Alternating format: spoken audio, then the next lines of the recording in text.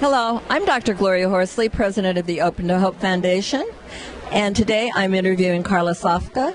And Carla is the editor of this book, Death, Dying, and Grieve in an Online Universe. And I have a chapter in this book, the Open to Hope Foundation, and we are very honored to be in this book because online and the media is such an important area right now, isn't it, Carla? Well, all the technology has totally changed the way we deal with death and grief, particularly in how people are sharing their grief very publicly using social media. The other day, I was with a couple whose daughter was tragically killed in a horse accident, and they were telling me that their 15-year-old son put the picture on Instagram. The mother said, I was absolutely horrified because, it was this tragic death of a 6-year-old. And then she said, you know what? It turned out really well doing it because the whole community knew about it and we didn't have to educate them after I once got over the shock.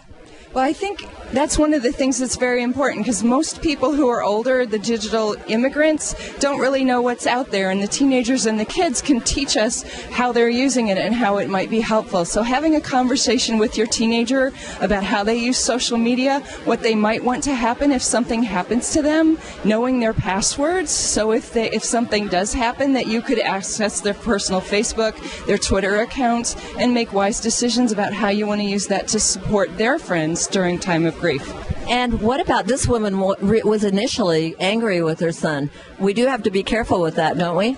Well, I think it's very important for people to talk to others who've used social media because I'm working with some families whose kids were killed in a car accident, and social media has been a blessing and a curse.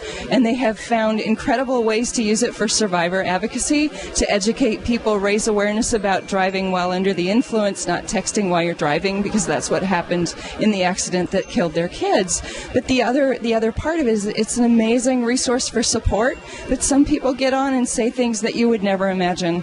So it is really important to weigh the pros and cons carefully. Yes, it is interesting because my son was killed 30 years ago, and with the advent of the internet, we are getting all these fabulous stories. One person even made a YouTube for us, and it's really been quite amusing and quite funny because the stories are not sad. There are stories about, I wanted to tell you about what Scott did, this and what we did and all that. So it's really been quite interesting. Well, it's a great way to keep people's memories alive, to share stories, to support each other in the grief, and to really think about ways that it can help people cope.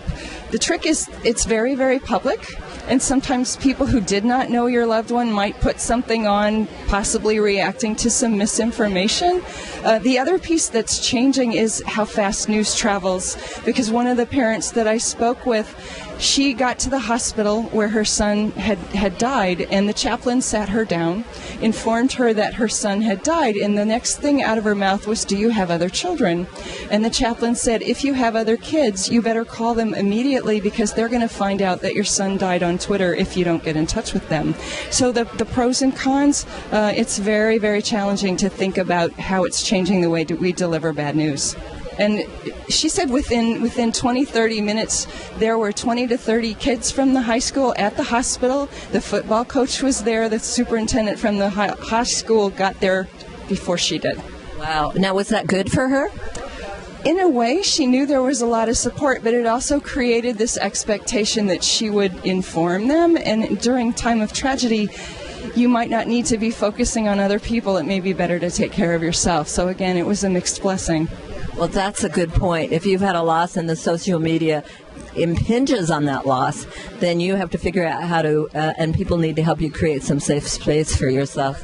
Right. And she's also done a lot of blogging, which has been very therapeutic for her to share her story, and a lot of people responded very positively. But then there came a time when she decided she didn't necessarily want to do that every day. And there was an expectation that she would continue. So it was kind of an interesting thing for her to educate her readers why she needed to take a break. Thank you, Carla, for the work that you're doing to help people with this important issue. You're welcome. Thanks so much for sharing it. And you've been watching a YouTube video from the Open to Hope Foundation. I'm your host, Dr. Gloria Horsley.